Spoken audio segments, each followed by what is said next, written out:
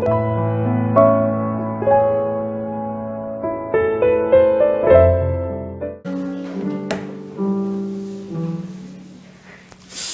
우리 일평생 그리고 이번 주 한 주간 특히 응답받은 하나님 말씀을 보겠습니다. 사도행전 17장 1절에서 9절까지 말씀이 되겠습니다. 사도행전 17장 1절에서 9절까지 말씀입니다. 우리 찾으셨으면 우리 한 절씩 우리 교독을 하도록 하겠습니다. 제가 먼저 읽겠습니다. 그들이 암비볼리와 아볼로니아로 다녀가 데살로니가에 이르니 거기 유대인의 회당이 있는지라.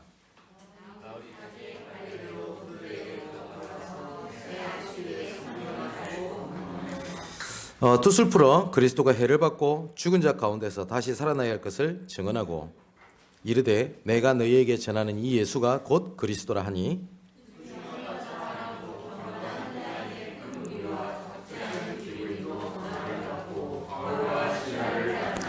그러나 유대인들은 시기하여 저자의 어떤 불량한 사람들을 데리고 때를 지어 성을 소동하게 하여 야손의 집에 침입하여 그들을 백성에게 끌어내려고 찾았으나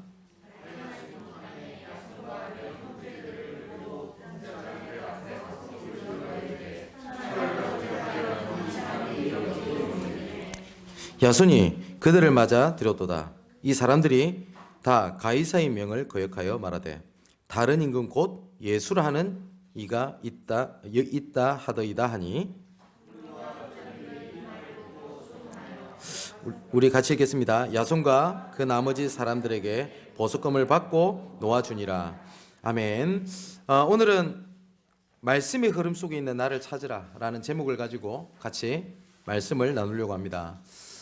여기 계신 분들은 다 예수가 그리스도고 예수님께서 내 마음속에 계시고 그리고 하나님이 살아계시고 나를 통해서 역사하신다는 것을 믿고 계실 겁니다. 현장에 그 불신자들도 많이 만나지만 믿는 사람들도 굉장히 많이 만나게 됩니다. 그러다 보니까 어떤 믿는 사람들이 상담을 하기로 오기도 하고 생각지도 못하게 자기 얘기를 하고 듣고 이렇게 하게 됩니다. 근데 그 믿는 사람들 중에 신앙생활을 하는 것이 너무 힘들다라고 말을 하는 사람들을 굉장히 많이 만나게 돼요. 또 불신자들도 그러다 보니까 예수 믿으면 하지 말아야 될 것, 해야 될 것이 너무 많아서 신앙생활하기가 너무 힘이 들 것 같다라고 말하는 사람들도 굉장히 많습니다. 혹시 우리 사랑하는 우리 성도님들 중에 내가 신앙생활이 하기가 힘이 들다. 그리고 신앙생활이 왜 이렇게 힘들지?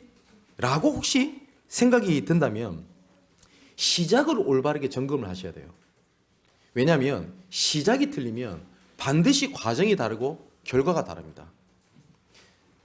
회사가 처음에 설립이 될 때 어떻게 시작하느냐가 나중에 회사의 나중에 과정과 결과는 분명히 달라요. 똑같이 휴대폰 그 회사를 설립을 했는데 시작이 다르면요 처음에는 별 차이 없다니까요. 근데 나중에 시간이 지나면서 과정이 다르고 결과가 다릅니다. 우리가 수평선에 이거를 영도라고 얘기를 하죠.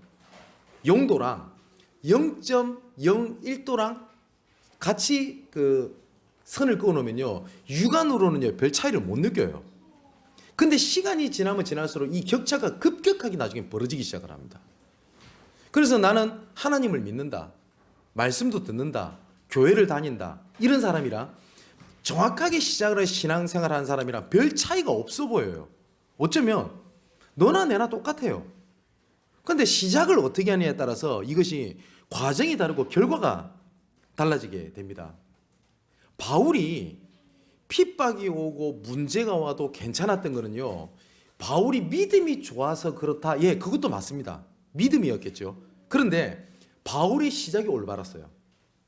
바울이 오늘 3절에 보니까 뜻을 풀어 그리스도가 해를 받고 죽은 자 가운데서 다시 살아날 것을 증언하여 이르되 내가 너희에게 전하는 이 예수가 곧 그리스도라 하니 라고 돼 있거든요. 초대교회 예수님께서 오셨을 때 이 사도들과 심지어 이 예수님의 제자들조차도요 예수님에 대해서 잘못 알고 있는 것들이 너무 많았어요. 뭐냐면 예수 믿으니까 보리떡 5개와 물고기 2마리로 5천 명 먹이거든요. 야, 대단하다 싶은 거예요. 야, 예수 믿으니까 엄청난 걸 보는 거예요. 또 돈도 주거든요. 그리고 또 병도 고쳐줍니다. 그러니까 야, 예수 믿으면 돈도 벌고 지금 뭐 병도 낫구나. 틀린 건 아니죠. 시작이 틀렸잖아요. 나중에 이 제자들이 본색을 딱 드러내는데 뭐라고 얘기하죠? 나중에 예수님께서 유대인의 왕이 될 것인데 그때 네가 크냐 내가 크냐 그것 때문에 싸워요. 웃기다는 일이 벌어지는 겁니다. 그러니까 누가 봐도 보세요. 예수님의 제자고 측근이에요. 그렇지 않습니까? 그것처럼 시작이 어떻게 되느냐에 따라서 과정 결과가 달라요. 많은 사람들이 교회를 가니까 인정해주고 사랑해주거든요. 내가 안 그래도 외로웠는데 교회 가니까 잘 챙겨주는 거예요. 그래서 그게 예수 믿는 시작이 됐어요. 근데 나중에 예수 믿다 보니까 어려움도 당하고 핍박을 당하잖아요. 그 사람은 무너져야 돼요. 예수님께서 이렇게 말씀하셨습니다. 돌밭에 떨어진 씨앗, 그리고 가시덤불에 떨어진 씨앗, 그리고 돌밭에 떨어진 씨앗, 옥토밭에 떨어진 씨앗 이렇게 말씀을 하셨어요. 근데 어디에 시작이 씨앗이 떨어지느냐에 따라서 완전히 달라지죠. 길거리에 떨어진 씨앗은 새가 와서 쪼아 먹었다고 되어 있습니다. 그리고 가시덤불에 떨어진 씨앗은 뿌리를 내리지 못했어요. 그리고 뭐라고 되어 있냐? 처음에는 기쁨으로 받다가 환난으로 인하여 넘어지는 자요라고 예수님이 말씀하셨거든요. 왜냐? 처음에는 좋은 거예요. 그냥 좋은 것만 본 거예요. 또 돌밭에 떨어진 씨앗은 뿌리가 내리지를 못하는 겁니다. 왜냐? 각인, 뿌리, 체질됨이 너무나 많아요. 근데 옥토밭에 떨어져 있는 것은 30배, 60배, 100배의 결실을 맺었다라고 되어 있지 않습니까? 왜 우리가 예수가 그리스도인 걸 믿어야 되냐면요. 우리 인간의 힘으로는 절대 해결하지 못하는 것이 있습니다. 하나님을 떠난 죄입니다. 어떤 분들은 이렇게 얘기를 해요. 나는 그렇게 나쁘게 살지 않는데 자꾸 교회 가니까 죄인이래요. 우리가 뭐 나쁜 짓 하고 그것 가지고 우리가 멸망받는 게 아니라니까요. 물론 그것도 인간보처럼 죄에 대한 대가를 치러야 되겠습니다만은 누구도 해결하지 못하는 죄가 있어요. 어쩌면 자범죄는요. 내가 안 지으면 되잖아요. 근데 그게 중요한 게 아니라 하나님을 떠나 있는 죄 있죠. 로마서 3장 23절에 보니까 모든 사람이 죄를 범하였으며 하나님의 영광에 이르지 못한다 그랬어요. 그리고 로마서 6장 23절에는 죄의 삭은 사망이라고 되어 있습니다. 죽는 방법 외에는 없어요. 근데 종교는요, 뭐라 하는지 아세요? 해보라는 거예요. 열심히 하면 된다라고 생각을 해요. 우리 사랑하는 성도 여러분, 저는 우리 강대상에서 제가 말씀을 전할 때 그런 말씀을 많이 드리지 않습니까? 우리가 할 수 있는 건 아무것도 없다고요. 근데 우리가 복음 아닌 걸 가지고 자꾸 복음인 것처럼 생각하는 게 있어요. 하면 된다. 열심히 하면 된다. 하면 그런 사람은요, 진짜 안 해봐서 그래요. 이번에 보니까 개그맨 박지선이 자살했더라고요. 저는 개인적으로 개그맨 박지선을 좋아했어요. 왜냐하면 우선은 다른 개그맨들보다 생각하는 게 좀 달랐어요. 좀 뭐랄까요? 좀 건전하고 좀 진취적이었어요. 박지선 이 개그맨이 나중에 고등학교 2학년 때 큰 문제가 옵니다. 자기 피부 트러블이 와요. 그래서 입술 주위와 눈 주위를 제외하고는 기초 화장도 못할 만큼 피부가 엉망이 돼요. 그래서 손을 대면 피고름이 나고 그 정도로 괴로웠답니다. 그래서 죽고 싶었다고 그랬어요. 그래서 6개월 동안 팔을 묶어놓고 잤답니다. 왜냐? 얼굴에 손을 대면 안 되니까. 근데 아침에 일어나 보면 또 긁어서 피딱지가 이렇게 앉아있더래요. 그래서 이 생각이 들었대요. 나는 개그맨이 하고 싶은데 나는 못하는 것 같다. 왜냐? 분장을 못하는데요. 그죠? 박지선 이 사람이 나중에 그 연예 대상까지 받았다고 알고 있는데 그 전에는 개그맨은요 분장을 많이 했어야 돼요. 웃기는 분장. 그 자기는 안 된다고 생각을 했대요. 근데 이 사람이 어떻게 생각을 했냐? 발상의 전환을 한 겁니다. 분장을 해서 모습을 가지고 웃기는 게 아니라 나는 말로 웃겨야 되겠다. 그러면 다른 사람이 못하는 개그를 내가 해야 되겠다 해서 정말로 이 박지선 이 개그맨이 성공을 합니다. 근데 자기 어머니가 지병이 있죠. 힘든 거예요. 제가 언젠가 한번 TV를 봤는데 정말 시리에 빠지고 희망이 없는 고등학교에 가가지고 희망 프로젝트로 해서 강의를 하는 걸 들었어요. 뭐냐면 적극적 사고를 가지라는 거예요. 나는 힘들다, 죽고 싶다, 그걸 계속 적어봤자 도움되는 거 하나도 없대요. 그래서 나는 항상 웃는다. 그래서 박지선 그 SNS를 보면요, 아무 의미 없는 그 재밌는 이런 글들이 많습니다. 하하하하하하하. 힘드니까 웃는 거예요. 그러면서 이 얘기를 분명히 했어요. 이렇게 적극적 사고를 가지라고. 그러면 이겨낼 수 있고 버텨낼 수 있다. 나도 이런 가운데서 버텨냈다. 적극적 사고를 가지고 긍정적 사고를 가지라고. 예, 정말 대단한 사람이죠. 근데 결국은 자살하거든요. 이 말은 제가 박지선 이 사람을 비하시키는 얘기가 절대 아닙니다. 우리 인간은 하나님을 떠나서 영적 문제 절대 불가능입니다. 해결할 수 있는 길이 없어요. 내 과거의 상처, 나는 생각을 안 해봐야 되겠다. 열심히 해봐야 되겠다. 최선을 다해봐야 되겠다. 의지를 가져봐야 되겠다. 안 돼요. 그래서 이 문제, 이걸 해결할 수 있는 길은 죄의사성 사망이라고 했잖아요. 내가 죽어야 돼요. 그런데 내가 죽어야 되는데 하나님의 공의로는요, 하나님의 법으로는 내가 죽어야 돼요. 그럼 여러분 신기하지 않습니까? 하나님은 법을 어기시는 분이 아닙니다. 하나님의 법에는 우리가 죽어야 돼요. 근데 우리가 하나님을 떠났잖아요. 죽어야 되는 거예요. 근데 반대로 하나님의 사랑으로는 우리를 못 죽이겠는 거예요. 그러면 하나님의 공의, 하나님의 법과 하나님의 사랑이 충돌을 한단 말이에요. 그 충돌하는 사건에서 이루어진 사건이 뭐냐? 십자가 사건입니다. 죽어야 되는데 누가 나 너 못 죽이겠거든? 그럼 내가 죽을게 대신. 그래서 로마서 6장 10절에 보니까 그가 죽으심에 죄에 대하여 단번에 죽으시며 단번에 죽으셨고 그가 살아나시면 하나님께 대하여 살아계시니 한 번 사건으로 죄를 끝냈고 한 번 부활로 우리 모든 문제를 끝내셨다고 되어 있습니다. 그 그리스도께서 얼마만큼 이 그리스도 이름 안에 완벽한 걸 넣었냐? 바울이 이렇게 얘기를 합니다. 골로새서 2장 2절 3절에 보니까 그리스도 안에 모든 것 다 있다. 그렇기 때문에 빌립보서 1장 6절에 지극히 선한 것을 분별해라. 그리고 사도행전 20장 24절은 이 은혜의 복음을 마치려면 나의 생명을 조금 것도 귀한 것을 여기지 아니하노라. 바울은 이 그리스도 얘기하는데 생명을 들였어요. 이 말은 믿음이 좋았다, 생명 걸자가 아니잖아요. 바울은 생명을 걸어야 될 이유가 있었던 겁니다. 이 바울이 그리스도를 올바르게 만나게 되니까요, 이 과정, 결과가 하나님께서 원하시는 절대 계획과 절대 여정 속에서 하나님께서 이끌어 가시는 걸 보게 됩니다. 오늘 본문에도 보세요. 베레아에 이제 들어가 가지고 사람을 만나서 복음을 전하게 됩니다. 근데 이 참 유대인이 웃긴 게요, 핍박을 하는 정도가 아니라 거기까지 따라와요. 바울은 계속 도망다니면서 복음 전하고 있는데, 그래가지고 또 베레아에서 또 나중에 나가게 됩니다. 데살로니가를 거쳐 베레아를 들어가게 되거든요. 또 거기서 또 쫓겨나요, 바울은. 그래서 그 디모데랑 실라에게 베레아라는 지역을 맡기고 바울은 또 아덴으로 도망을 가게 됩니다. 이 제자가 이렇게 중요한 거죠. 근데 이제는 사도행전 오늘 본문의 16절에서 34절까지 내용은 이제 바울이 아덴에서 했던 사역을 나옵니다. 여러분, 바울도요 어마어마한 실수를 해요. 아덴에서 큰 실수를 두 가지를 합니다.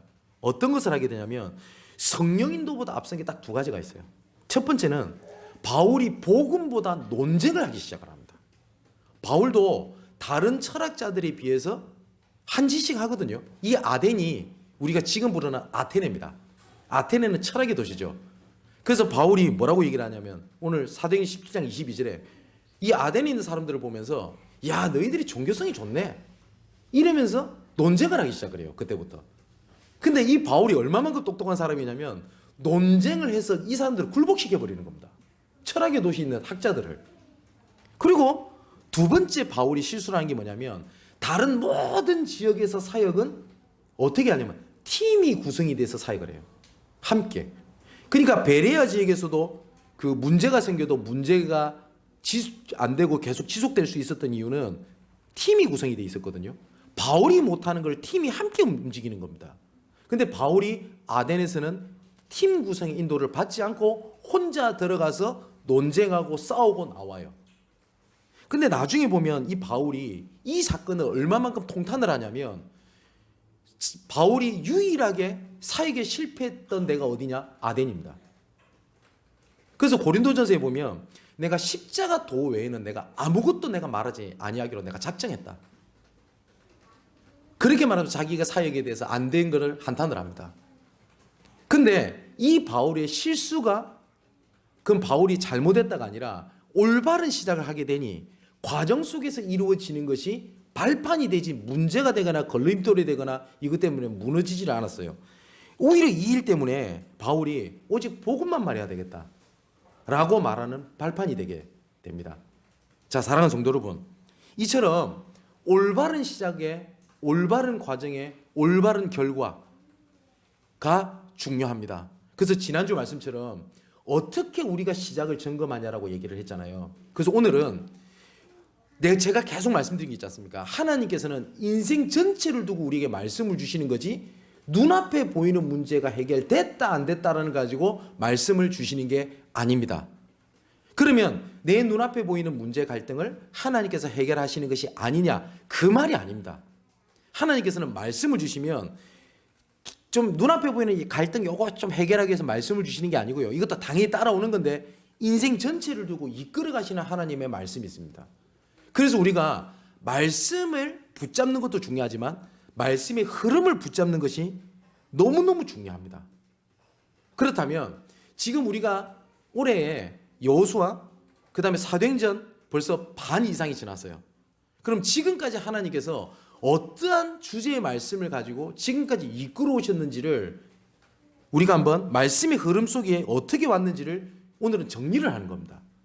그리고 이 말씀이 어떻게 나를 이끌어 오셨는지를 확인을 하는 겁니다.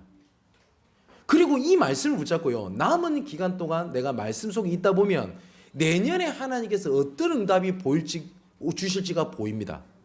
자, 한 번 더 말씀을 드릴게요. 내가 이 눈앞에 있는 이것이 하나님의 계획이 맞냐? 아니면 내가 어떤 것을 결정해야 되냐? 결단해야 되냐라는 결정을 어떻게 인도받으면 되냐면 지금까지 주신 하나님의 말씀의 흐름을 보고 현재 상황을 보면 그 다음에 하나님께서 어떻게 응답을 하실지가 보여집니다. 그걸 보고 기도 제목이라고 얘기를 합니다. 우리 교회가 전도 캠프를 나중에 하게 되겠죠. 제가 지금 내년에는 우리 전교인이 움직이는 거 어려울 것 같고요. 우리 윤태구 목사님이나 저나 몇몇 사역자를 데리고 의왕이면 의왕, 광화문 그리고 뭐 이런 지역을 돌면서 순회 캠프를 지금 생각을 하고 있습니다. 그러면 캠프를 나가게 되면 가서 전도를 하는 것보다 더 중요한 게 있어요. 하나님께서 문을 열어놓고 기다리고 있는 현장이 있습니다. 그 현장을 어떻게 찾냐? 지난주 오후 때 말씀드렸어요. 그게 팀 구성입니다. 그러면 이번 캠프를 통해서 어떻게 응답이 오겠냐라는 것을 기도 제목을 잡아야 되겠죠. 이 기도 제목을 어떻게 찾는 거냐? 지금까지 주신 말씀과 말씀의 흐름과 나를 보면, 그리고 지금 내 현세 상황을 보면 그 다음에 주실 하나님의 말씀, 응답이 보여지게 됩니다. 그래서 하나님께서 우리 흐름 속에 이끌어 오셨단 말이에요. 이것을 간략하게 정리를 하겠습니다. 가장 첫 번째가 뭐냐? 우리를 하나님께서 남은 자로 부르셨어요. 남은 자로 불렀다는 것은 뭐냐면 내 혼자라는 말이 아닙니다. 어쩌면 혼자가 돼도 괜찮다는 말입니다. 남은 자라고 하는 것은 하나님의 계획 속에 부르심을 받은 나입니다. 혼자지만 혼자가 아니거든요. 그래서 마태복음 28장 20절에 보니까 볼지어다 내가 세상 끝날까지 너희와 함께 항상 함께 있겠다. 하나님께서 이 시대에 우리 가문의 남은 자로 불렀어요. 더 극단적으로 말하면 나 혼자 남아 있어도 돼요. 내 지역에 혼자 있어도 돼요. 우리 사랑하는 성도 여러분, 내가 지교회를 시작하려고 하는데 다락방을 지역에서 시작하려고 하는데 다른 지역에는 좀 모여 있다 보니 함께 하는데 나는 혼자다. 괜찮아요. 그게 남은 자의 비밀입니다. 절대 남은 자가 아닙니다. 하나님 계획 속에 있다 보면 팀 구성 말씀드렸죠. 반드시 함께할 사람이 붙습니다. 그게 남은 자입니다. 그래서 나는 혼자가 아니라는 거예요. 그렇기 때문에 두 번째가 뭐냐? 영적인 사실을 딱 보는 겁니다. 현실적으로 보면 나는 혼자인 것 같고 안 되는 것 같고 부족한 것 같고 안 변하는 것 같은데 하나님께서는 뭐라고 말씀하시냐면 아브라함에게 이렇게 말씀하셨어요. 내가 네게 지시할 땅으로 가라. 아브라함이 완벽한 사람이 아니었습니다. 아브라함은요 가문 배경도 안 좋았어요. 아버지가 누구죠? 데라입니다. 이름이. 이 아버지가 어느 정도까지 우상 숭배를 심각하게 했던 사람이냐? 우상을 만들어서 생계를 이어갔던 사람이에요. 그게 아들입니다. 그럼 뻔하지요. 영적인 대물림이 얼마나 심하겠습니까? 근데 아브라함을 믿음의 조상이라고 합니다. 믿음이 엄청나게 좋아서 믿음이 조상이 아니고요. 하나님께서 이스라엘을 아브라함을 통해서 시작했기 때문에 믿음이 조상이라고 불렀어요. 근데 아브라함은요, 완전하지 않았어요. 아브라함은요, 믿음도 없었어요. 갈등했어요. 그런데 하나님께서는 아브라함을 통해서 뭘 시작하셨냐? 내가 내게 지시할 땅으로 가라. 이 말씀의 언약이요, 지금까지 성취가 되는 겁니다. 현실은 안 되는 건데 하나님은 나를 향한 절대 주권 속에 절대 계획을 가지고 있다. 뭔지는 몰라도 돼요. 지금 당장 발견 못해도 돼요. 분명한 것은 나를 향한 절대 계획이 있다. 그렇다면 나는 남은 자이기 때문에 내 현실, 내 문제, 내 어려움이 하나님의 절대 계획을 막지 못하고 이것 때문에 내 인생은 망하지 않는다. 그게 두 번째 사실을 보는 눈입니다. 그렇다면 세 번째가 뭐냐? 조금만 생각을 다르게 하는 거예요. 이걸 보고 역발상이라고 얘기를 하거든요. 지난주 말씀처럼 방향을 바꾸면 언약의 여정이 보입니다. 나는 이 길로 가야 돼요. 아무리 봐도 세상적으로 봤을 때 이 길이 맞아요. 그런데 안 보여요. 그게 희한합니다. 분명히 하나님이 그냥 여기 있잖아요. 여기 눈만 방향만 이렇게만 바꾸면 보이는 언약의 여정이 내 각인, 뿌리, 체질, 그리고 이 길은 안 될 것 같고 이런 것만 조금만 역발상의 생각을 바꾸게 되면 그 뒤에 굉장히 많은 응답들이 옵니다. 요셉이 보디발의 집으로 노예로 팔려갑니다. 요셉이 어떨까요? 자기는 어마어마한 시대 언약을 잡았습니다. 해와 달과 별이 절을 하지, 볕단이 절을 하지. 근데 현실은 뭐예요? 노예. 하나님께서 어떻게 바꾸죠? 요셉이 노예로 잡혀간 게 아니라 요셉이 보디발의 가정을 최고의 현장으로 만들어버리잖아요. 역발상입니다. 내가 지금 있는 가운데서 하나님 응답을 찾는 거지, 내가 이 현실을 넘어서서 하나님 응답만 주신다면 내가 한번 제대로 한번 해보겠다. 죄송하지만 그래가지고 하나님께서 인도를 못 봐요. 자, 마태복음 5장 보십시오. 하나님께서 유대인들이 갖고 있는 잘못된 복, 잘못된 축복이라는 것을 역발상을 깨버리지 않습니까? 심령이 가난한 자는 복이 있나니. 어떻게 가난한 자가 복이 있어요? 다른 사람이 다 나를 좋아해주고 그렇게 해야 되는데 의에 줄이고 핍박받는 자는 복이 있나니. 말이 됩니까? 또 하나님께서 분명히 반대쪽에 하나님의 계획이 있고 응답이 있는 경우들이 되게 많습니다. 나는 바울이 보면요, 어쩔 때는 핍박을 피하는데 어쩔 때는 핍박을 향해서 달려갈 때가 있어요. 바울이 사도행전을 보면 다 피합니다. 근데 딱 달려가는 핍박을 맞닥뜨린 데가 딱 두 군데가 있습니다. 첫 번째는 디모데라는 제자를 만날 때 생명을 걸어버립니다. 그래서 돌에 맞아 반쯤 죽었는데 또 다시 루스드라로 들어가죠. 그게 디모데라는 제자 때문이었어요. 생명 걸 이유가 있었어요. 두 번째는 뭐였냐? 이제 내가 로마도 봐야 하리라. 이 두 가지 사건입니다. 나중에는 직접 잡혀가고 직접 고난을 당하고 직접 신문을 당해요. 근데 우리는 자꾸 무조건 하면 된다 하면서 막 부딪히는 게 계획이냐? 아니라니까요. 내가 생명을 가치 있는 부분들을 가는데 조금만 역발상을 가지고 하는 겁니다. 그래서 우리가 내가 보고 있는 눈, 시선, 이렇게 잘못되어 있는 각인, 뿌리, 체질을 바꾸는 거예요. 골로새서 3장 9절 그리고 에베소서 4장 22절 24절에 똑같은 얘기입니다. 골로새 3장 9절에는 너희가 서로 거짓말을 하지 말라. 옛사람과 내 그 행위를 벗어버리라. 그리고 에베소 4장에도 옛사람 썩어져가는 구습을 버리라라고 얘기를 하거든요. 하나님께서 뭐라고 말씀하시냐? 썩어져가는 구습이래요. 근데 썩은 동아줄을 붙잡고 있는 거예요. 쉽게 말하면 이게 우선은 당장 될 것 같거든요. 조금만 생각을 바꾸는 겁니다. 그렇게 되면 남도 살리고 내가 살릴 수 있는 하나님의 힘, 응답이 옵니다. 그걸 영어로는 시너지라고 얘기를 해요. 그래서 우리가 어떤 선택으로 응답을 받냐, 그러면 하나님의 계획 속으로 들어가겠냐고 할 때 살리는 방향으로 들어가는 겁니다. 그래서 빌립보서 1장 9절 10절에 보니까 지극히 선한 것을 분별해라. 아브라함에게 하나님께서 이렇게 말씀하셨어요. 너로 말미암아 만민이 복을 받도록 하겠다. 창세기 12장 3절에. 그렇지요? 그것처럼 하나님께서 너를 살리고 나를 살리고 함께 사는 겁니다. 바울이 지금 당장 핍박을 받는 것처럼 보이지만 그 제자를 살리고 지역을 살리고 결국은 바울 본인도 사는 그 길이었어요. 근데 순간적으로 봤을 때는 영적인 사실, 현실을 봤었을 때는 안 되는 길처럼 보였단 말이에요. 위기가 다가올 겁니다. 사는 성도 여러분, 예수 믿고 언약 잘 붙잡고 열심히 하고 있으면 문제가 없다. 천만의 말씀. 성경에 그리 안 돼 있어요. 근데 우리는 자꾸 이렇게 생각을 해요. 지난주 말씀드렸던 것처럼 언약 붙잡고 있으면 이 꼴은 잘 되는 거. 이 공식이 나름대로 있는 거예요. 그러니까 좀 안 되고 위기가 닥치잖아요. 그러면 하나님의 내가 붙잡고 있는 언약보다 내 연약함을 딱 붙잡아요.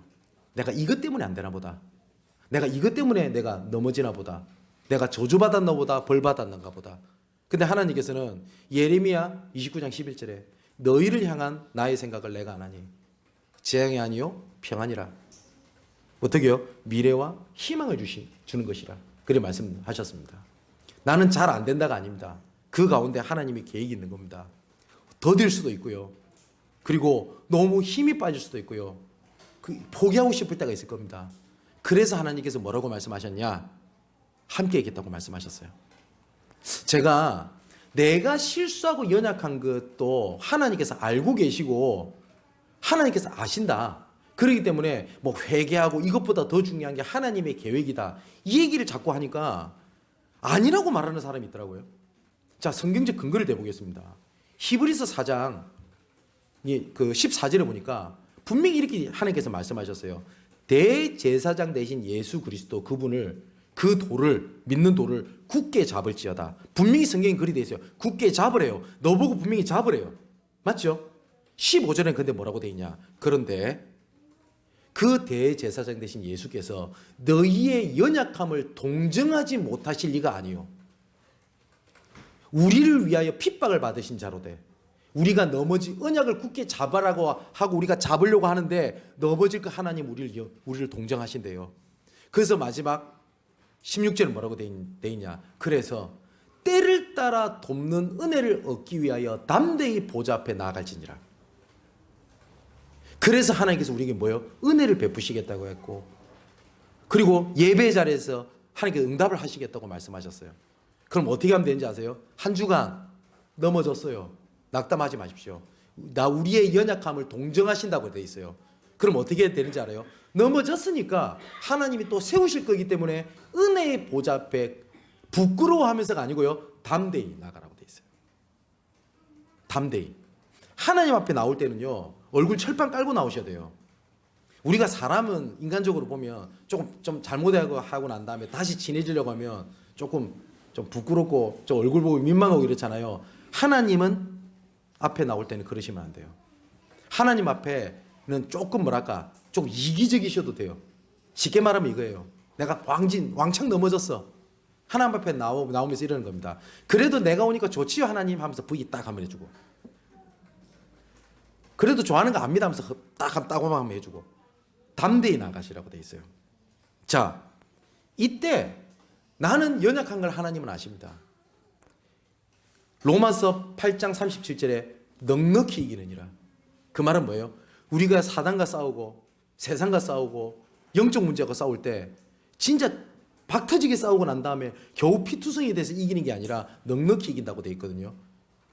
하나님께서는 복음만 있으면 싸우지 않아도 됩니다.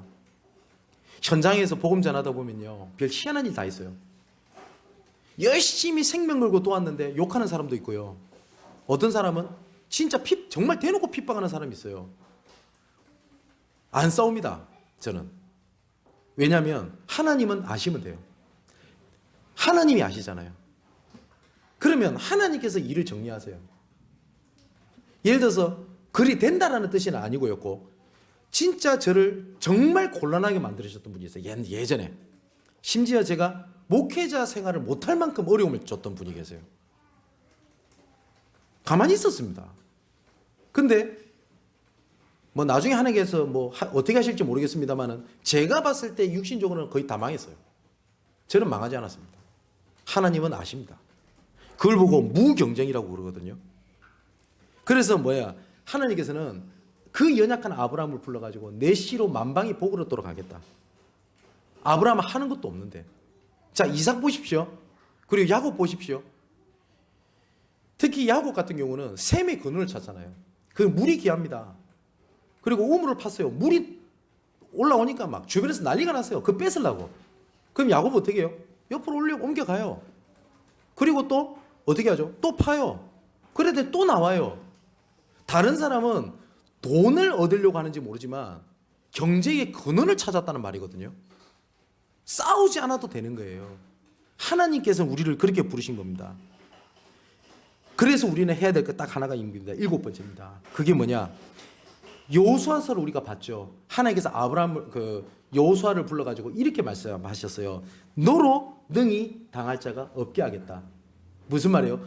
이미 승리의 자리를 올려놓겠다 라고 말씀을 하셨어요. 그래서 우리가 해야 될 것이, 이걸 보고 영어로는요 hours라고 얘기하거든요. 우리 교육관에 들어가면 쓰였을 겁니다. 이거를 영어로 써 있으니까 쉽게 말씀을 드릴게요. 오직입니다. 그리고 오직, 유일성, 재창조를 얘기하거든요. 그게 무슨 말이냐면, 내가 오직 했더니 예수 진짜 내가 이 문제가 때문에 내가 망하든가 말든가, 내가 정말 복음 붙잡았더니 나머지는 하나님이 책임지시더라. 그걸 보고 유일성이라고 합니다. 그랬더니 누가 봐도 이건 하나님이 하신 게 맞구나 라고 하는 증인의 자리가 서게 됩니다. 그걸 재창조라고 얘기를 합니다. 그러면 S가 뭐냐? 시스템이거든요. 이것을 보여줄 수 있는 시스템을 현장에 까는 겁니다. 우리가 중직자를 세우죠. 중직자를 세우는 이유가 우리 교회에 어떤 관리를 하고 일을 많이 하는 이런 중직자를 세우겠다. 그러면은 중직자 많이 세울 이유가 없습니다. 왜? 몇 명만 있으면 됩니다. 크도 안 한데, 그죠? 근데 현장에 대한 시스템을 깔겠다는 겁니다. 그래서 복음 들을 수 있는 사람들이 현장에 널려 있단 말이에요.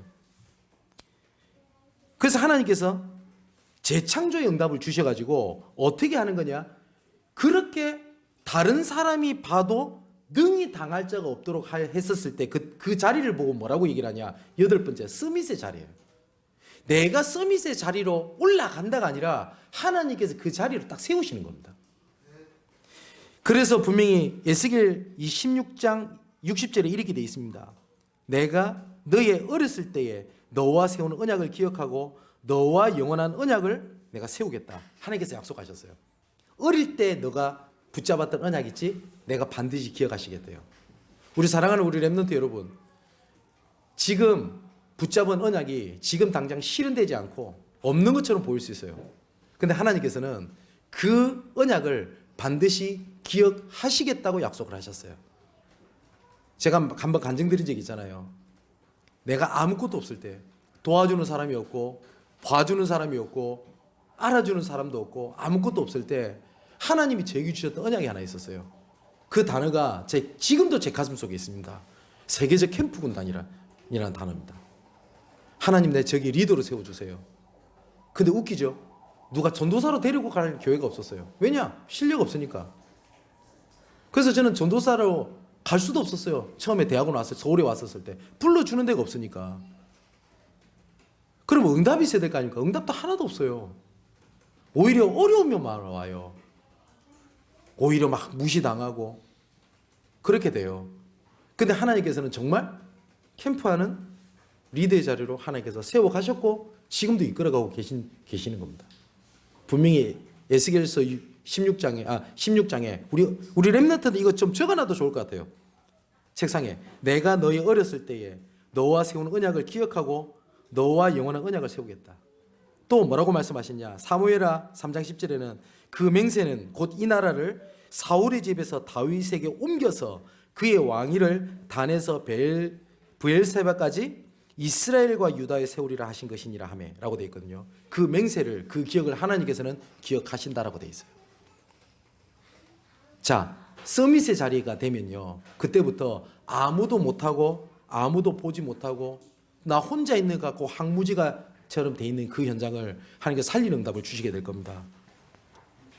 분명히 신명기 32장 10절에 여호와께서 그를 황무지에서, 황무지래요, 분명히 아무것도 없대요, 짐승이 부르짖는 광야에서 만나시고 호위하시며 보호하시며 자기 눈동자같이 지키셨도다. 황무지 같은 곳에서 하나님께서 지키셨다라고 되어 있습니다. 왜냐? 하나님의 10번째 마지막 이유가 있어요. 지난주 말씀드렸죠. 다윗이 어찌 내가 이유가 없겠습니까? 그랬거든요. 우리가 그걸 CVDIP라고 그래요. 뭐냐? 하나님의 절대주권이 있어요. 이 절대주권은 내 실수로 내 연약함과 주변에 있는 환경과 핍박으로 절대 무너지지 않습니다. 그 절대주권 속에 남은 자, 나 자신입니다. 그렇다면 나를 통해서 그 절대주권을 이루가시려는 하나님의 계획이 있어요. 지금 당장 우리 렘넌트들 몰라도 돼요. 그것을 하나님 앞에 인정하는 겁니다. 그러면 하나님께서는 분명히 말씀을 통해서 계속 언약을 주십니다. 그죠? 그걸 보고 절대 언약을 주시겠다고 되어 있어요. 이것이 당장 안 보일 수도 있습니다. 아닌 말로 10년 뒤에 20년 뒤에 보일 수도 있어요. 아니 목사님 늦은 거 아닙니까? 아닙니다. 모세가 40세 이전에 이스라엘을 해결하려고 몸부림쳤던 그때 했을 때보다 40년 뒤에 하나님의 절대 언약이 잡아졌을 때 하나님께서 일을 행하신 게 더 빨랐어요. 성령 인도를 받는 게 더딘 것 같아요. 아니요, 완전합니다. 성령 인도 받으라고 하는 게 굉장히 막연해 보이죠? 아니요, 완전합니다. 언약을 주시게 돼 있어요. 그럼 그 언약을 붙잡게 되면 그때부터 하나님께서 여정을 이끌어 가시게 되는 걸 보게 될 겁니다. 나는 응답을 쫓아가지 않았는데 어느 날 하나님께서 내 자녀를 축복하시게 되고 그 가운데 있었더니 하나님께서 내 경제를 하나님께서 응답을 하시게 되고 어느 날 보니까 내가 지휘의 자리에 있게 되고 어느 날 내 앞길을 하나님께서 완벽하게 인도하셨다는 것을 알게 될 겁니다. 그걸 보고 절대 주권, 절대 계획, 그리고 절대 언약, 절대 여정, 절대 응답입니다. 그렇다면 마지막 결론, 우리가 해야 될 것 딱 하나예요. 하나님께서는 인생 전체를 두고 말씀을 주신다고 되어 있잖아요.